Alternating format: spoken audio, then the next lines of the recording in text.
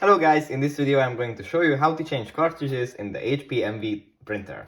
First you need to grab one of these, the 305 series cartridges, and then turn to the printer. You open it up like this and the cartridges come out. And in this case we have to change the black one. So you flip this and take out the old one. Like this. Put it aside. Then you grab your new cartridge. You open it like this.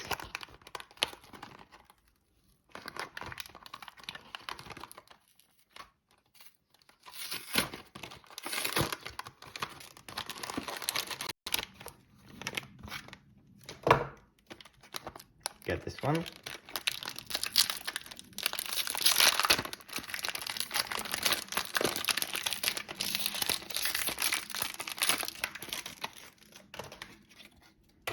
And here is your new cartridge. You have to peel off this sticker. And now you can insert it. Like this. And then you just close the tab. And it sits in place. And now the cartridge change is ready. You can close it and use it.